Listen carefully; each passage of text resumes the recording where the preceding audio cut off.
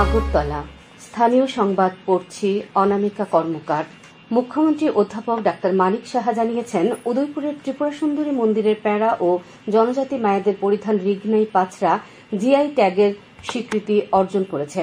গতকাল নির্বাচনী প্রচারের মাঝে উদয়পুরের মাতা ত্রিপুরা সুন্দরী মন্দির দর্শন করেন মুখ্যমন্ত্রী। সংবাদ মাধ্যমের প্রতিনিধিদের মুখোমুখি হয়ে এ বিষয়ে নিজের প্রতিক্রিয়া তুলে ধরে মুখ্যমন্ত্রী বলেন, এবার আন্তর্জাতিক স্বীকৃতি অর্জন করল রাজ্যের অত্যন্ত গর্বের উদয়পুরের মাতা ত্রিপুরা সুন্দরী মন্দিরের প্যাঁড়া, যা রাজ্যের জাতি জনজাতি সহ সকল ধর্মপ্রাণ জনগণের কাছে অত্যন্ত গর্বের বিষয়। এর পাশাপাশি জনজাতি মায়েদের পরিধান রিগনাই পাঁচরা আন্তর্জাতিক স্বীকৃতি অর্জন করেছে বলে তিনি জানান। তিনি বলেন, ভোকাল ফর লোকাল বিষয়কে অগ্রাধিকার দিয়ে সামনের দিকে এগিয়ে যাচ্ছে ত্রিপুরা। সিপাহীজলা জেলার সোনামুড়া ও নলছড়ে বিজেপি প্রার্থী বিপ্লব কুমার দেব গতকাল ভোট প্রচারে অংশ নেন। তার সঙ্গে উপস্থিত ছিলেন বিধায়ক ভগবান চন্দ্র দাস ও বিধায়ক বিন্দু দেবনাথ সহ অন্যান্যরা। নলছড়ে আয়োজিত এক সমাবেশে ভাষণ দিতে গিয়ে বিপ্লব কুমার দেব কেন্দ্র ও রাজ্য সরকারের বিভিন্ন উন্নয়নমূলক কাজের উল্লেখ করেন। সমাবেশে বিধায়ক কিশোর বর্মন প্রমুখ উপস্থিত ছিলেন।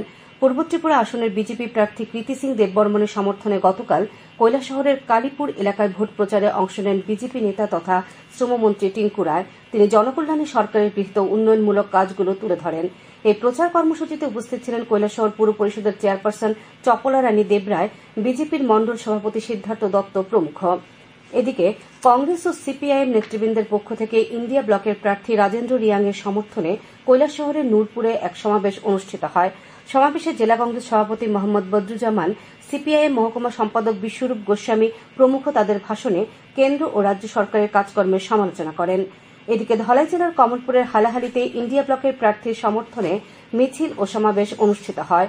সমাবেশে বক্তব্য রাখেন সিপিআইএম রাজ্য সম্পাদক জিতেন্দ্র চৌধুরী ও কংগ্রেস বিধায়ক সুদীপ রায় বর্মন। পশ্চিম ত্রিপুরা লোকসভা আসনের ইন্ডিয়া জোটের প্রার্থী আশিস কুমার সাহা আজ দক্ষিণ জেলার শান্তিরবাজারের তৈরুমা, গোবিন্দবাড়ি, দেবীপুর ও বীরচন্দ্র মনুতে সমাবেশে অংশ নেন। গতকাল এই সভাগুলিতে শ্রী সাহা ও অন্যান্য বক্তারা কেন্দ্র ও রাজ্য সরকারের সমালোচনা করেন। রামনগর বিধানসভা আসনের উপনির্বাচনে বিজেপি প্রার্থী দীপক মজুমদার গতকাল আগরতলা পৌর নিগমের 18 নম্বর ওয়ার্ডের কিছু এলাকায় বাড়ি বাড়ি প্রচারে যান। তার সঙ্গে ছিলেন কর্পোরেটর অভিষেক দত্ত।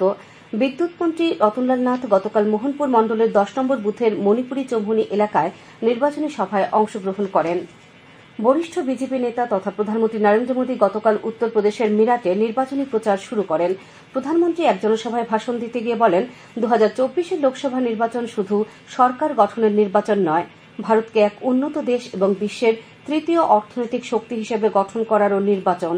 তিনি বলেন, ভারতের গ্রহণযোগ্যতা আজ এক নতুন উচ্চতায় পৌঁছেছে এবং সারা বিশ্ব ভারতের দিকেই তাকিয়ে রয়েছে। জনসভায় উত্তরপ্রদেশের মুখ্যমন্ত্রী যোগী আদিত্যনাথও বক্তব্য রাখেন। উল্লেখ্য, রামায়ণ সিরিয়ালের রামচরিত্রের অভিনেতা অরুণ গোভিল মিরাট লোকসভা কেন্দ্র থেকে বিজেপি দলের হয়ে প্রতিদ্বন্দ্বিতা করছেন। দিল্লির রামলীলা ময়দানে গতকাল ইন্ডিয়া ব্লকের উদ্যোগে এক মহা র্যালির আয়োজন করা হয়। সমাবেশে কংগ্রেস সভাপতি মল্লিকার্জুন খাড়গে অভিযোগ করেন, কেন্দ্র বিরোধী দলগুলিকে ভয়ভীতি দেখানোর জন্য বিভিন্ন সংস্থার অপপ্রয়োগ করছে। তিনি আরও বলেন, এই নির্বাচন গণতন্ত্র এবং সংবিধানকে বাঁচানোর নির্বাচন এবং বিরোধী জোটকে এর জন্য ঐক্যবদ্ধ হয়ে লড়াই করতে হবে। উল্লেখ্য, ইন্ডিয়া ব্লক গঠনের পর এটাই প্রথম জনসমাবেশ। সমাবেশে কংগ্রেস নেত্রী সোনিয়া গান্ধী, প্রিয়াঙ্কা গান্ধী, রাহুল গান্ধী, পাঞ্জাবের মুখ্যমন্ত্রী ভগবন্ত মান সহ জোটের অন্যান্য নেতৃবৃন্দ উপস্থিত ছিলেন। এদিকে নয়াদিল্লিতে দলের সদর দপ্তরে এক সাংবাদিক সম্মেলনে বিজেপি বলে, এই সমাবেশ গণতন্ত্র বাঁচানোর সমাবেশ নয়, এটি পরিবার বাঁচানোর এবং দুর্নীতি গোপনের সমাবেশ। রাজ্য নির্বাচন দপ্তরের সার্ভেলেন্স টিম এবং ফ্লাইং স্কোয়াড টিম গত কয়েকদিনে 3.5 কোটি টাকার উপরে মদ সহ অন্যান্য আপত্তিকর জিনিস বাজেয়াপ্ত করেছে। পশ্চিম ত্রিপুরা রিটার্নিং অফিসার ড বিশাল কুমার আকাশবাণীকে জানান, মোহনপুর এবং জিরানিয়া থেকে প্রায় 2 থেকে 3 লক্ষ টাকার মদ আটক করা হয়েছে। তিনি আরও জানান, 50টি ফ্লাইং স্কোয়াড টিম এবং 50টি সার্ভেলেন্স টিম ভোটারদের প্রভাবিত করতে পারে এমন আপত্তিকর জিনিস বাজেয়াপ্ত করার কাজ করছে। কালবৈশাখী ঝড় বৃষ্টিতে গতকাল রাজ্যে বিভিন্ন এলাকায় বেশ কিছু ঘরবাড়ি ক্ষতিগ্রস্ত হয়েছে। বজ্রপাতে একজনের মৃত্যু হয়েছে। রাজ্য বিপর্যয় মোকাবেলা দপ্তর থেকে আধিকারিক শরৎ দাস জানিয়েছেন, বহু এলাকায় বিদ্যুৎ পরিবাহী ব্যবহার ও ব্যবস্থার ক্ষতি হয়। উত্তর জেলার ঊনকোটি, সিপাহীজলা, বিশালগড়, সোনামুড়া, জম্পুইজলা, ধলাইয়ের গন্ডাতুইসা, কমলপুর, পশ্চিম জেলার মোহনপুর, জিরানিয়া সদর, খোয়াইয়ের তেলিমুড়া, খোয়াইয়ের প্রচুর বাড়ি ঘর ক্ষতিগ্রস্ত হয়।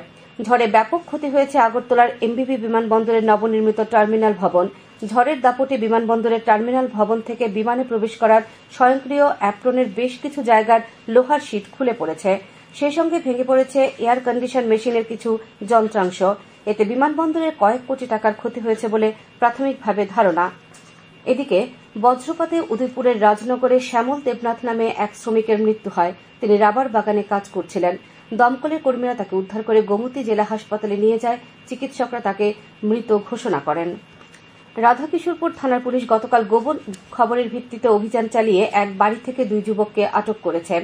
একই সঙ্গে প্রচুর নেশা সামগ্রী, একটি নতুন গাড়ি, 3টি মোবাইল ফোন উদ্ধার করা হয়। উদ্ধার করা ব্রাউন সুগারের বাজার মূল্য 2.5 লক্ষ টাকা হবে বলে পুলিশ জানিয়েছে। পুলিশ এনডিপিএস আইনে একটি মামলা নিয়েছে। ধৃতদের আজ আদালতে সোপর্দ করা হবে। আবহাওয়ার খবর। আজ দুপুর পর্যন্ত আবহাওয়ার পূর্বাভাসে জানানো হয়েছে আকাশ অংশত মেঘলা থাকবে। বজ্র বিদ্যুৎ সহ হালকা থেকে মাঝারি ধরনের বৃষ্টিপাত হতে পারে। রাজ্যের সব জেলায় বিক্ষিপ্তভাবে বজ্র বিদ্যুৎ সহ ঘণ্টায় 30 থেকে 40 কিলোমিটার বেগে দমকা হাওয়া বয়ে যেতে পারে। সতর্ক বার্তা দেওয়া হয়েছে। আগরতলা ও তার আশেপাশে গতকাল বৃষ্টিপাত হয়েছে 1.2 মিলিমিটার। আগরতলায় আজ সকালে সর্বনিম্ন তাপমাত্রা ছিল 25.7 ডিগ্রি সেলসিয়াস। দিনের সর্বোচ্চ তাপমাত্রা থাকবে 34 ডিগ্রির কাছাকাছি। স্থানীয় সংবাদ এখনকার মতো এখানেই শেষ হলো।